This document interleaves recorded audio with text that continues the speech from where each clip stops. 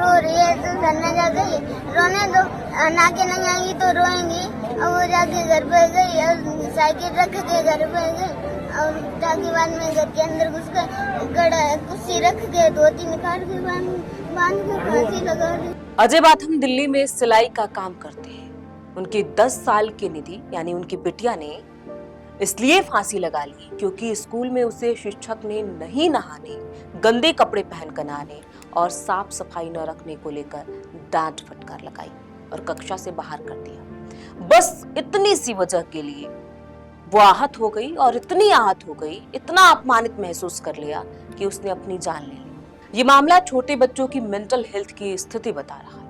आखिर 10 साल की बच्ची के दिमाग में फांसी लगाने का ख्याल कहां से आया?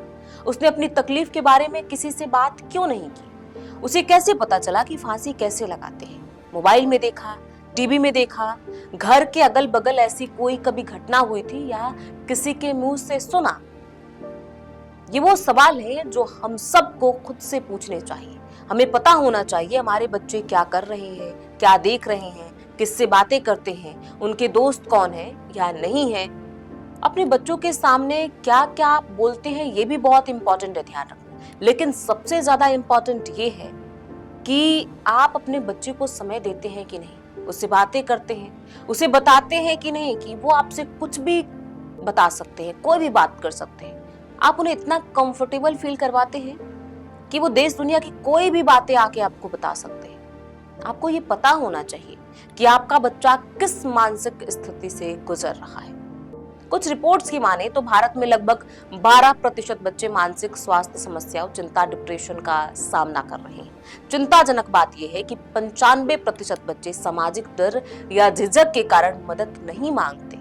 वैश्विक स्तर पर 5 से 16 वर्ष के बच्चों में से 10% में नैदानिक रूप से मानसिक विकार पाया जाता है और स्कूल जाने वाले लगभग 23% बच्चे मानसिक चुनौतियों से प्रभावित हैं। इस मामले ने स्कूल में बच्चों के साथ शिक्षकों के रवैये पर सवाल उठाया है। क्या शिक्षक बच्चों के मेंटल हेल्थ का ख्याल रखते हैं? क्योंकि ये पहला मामला नहीं है, इससे पहले भी कई मामले सामने आ चुके हैं। अभी हाल ही में हैदराबाद के 4वीं कक्षा में पढ़ने वाले मात्र 9 वर्षीय प्रशांत ने अपने घर में इसलिए आत्महत्या कर लिया क्योंकि उसके सहपाठी ने बार बार उसके यूनिफॉर्म पहनने के तरीके पर मजाक उड़ाया।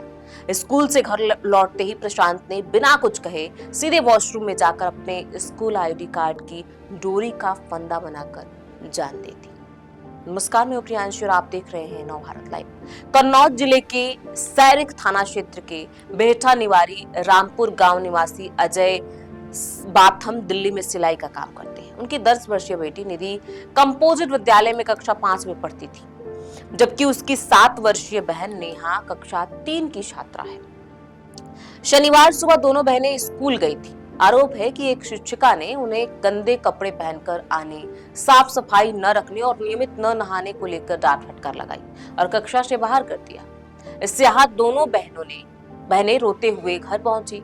उस समय उनकी मां घर के बाहर बैठी थी। निधि बिना कुछ बोले अंदर चली गई और कुछ देर बाद कमरे में स्टूल पर चढ़कर साड़ी के फंदे से लटक गई। शव देख छोटी बहन चीख पड़ी और मां को जानकारी दी। घटना की जानकारी मिलने पर परिजन शव लेकर स्कूल पहुंच गए और आरोपित शिक्षिका के खिलाफ नारेबाजी करते हुए हंगामा करने लगे। बता दें कि निधि की छोटी बहन ने बताया कि दीदी शनिवार को बिना नहाए स्कूल चली गई थी। बस इतनी सी बात पर मैम को बहुत गुस्सा आ गया। उन्होंने सबके सामने दीदी को बुरी तरह डांटा और क्लास से बाहर कर दिया।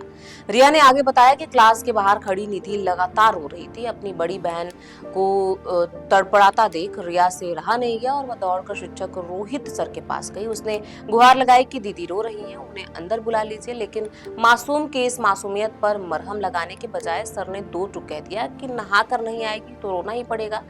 परिवार में मातम छाया हुआ है। बता दें कि इस मामले में 4 टीचरों के खिलाफ एफआईआर दर्ज कर ली गई है। छात्रा की मां की तहरीर पर सौरिक थाना पुलिस ने ये मामला दर्ज किया है। रात में ही छात्रा का पोस्टमार्टम करवा दिया गया है। फिलहाल मामले की जांच चल रही है। लेकिन सवाल वही है, न उम्र ज्यादा, न शिकायतें और न कोई दबाव, फिर भी मासूम बच्चे भीतर ही भीतर क्यों टूट रहे हैं?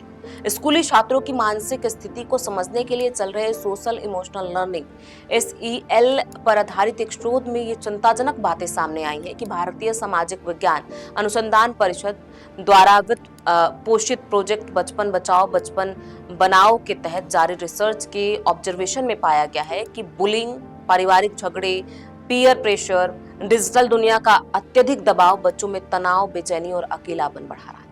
यह दुखद घटना यह बताती है कि बच्चों में मानसिक दबाव और तनाव का असर कितनी जल्दी गंभीर हो सकता है। छोटे छोटे मजाक या ताने जो वयस्कों को मामूली लग सकते हैं, बच्चों के लिए भारी और असहनीय बन सकते हैं। अगर कोई बच्चा स्कूल जाने से डरने लगे, अचानक चुप हो जाए या अधिक चिड़चिड़ा हो जाए, तो यह संकेत हो सकता है कि वह किसी मानसिक दबाव या बुलिंग का सामना कर रहा है। निधि की मौत हम सभी के लिए चेतावनी है कि बच्चों की भावनाओं और मानसिक स्वास्थ्य पर ध्यान देना कितना जरूरी है। स्कूल और परिवार दोनों को बच्चों की छोटी छोटी परेशानियों को गंभीरता से लेना होगा। उनकी भावनाओं को समझना और उन्हें सुनना ही भविष्य में ऐसी त्रासदियों को रोकने का सबसे प्रभावी तरीका है। ऐसे में इस पूरी खबर पर आपकी क्या राय है? इस बारे में आप क्या कहना चाहते हैं? क्या आपने भी बच्चों को मानसिक रूप से बीमार होते देखा है? और आपको क्या लगता है इसका मुख्य कारण क्या है? हमें कमेंट बॉक्स में लिख के जरूर बताएं। बहुत बहुत शुक्रिया।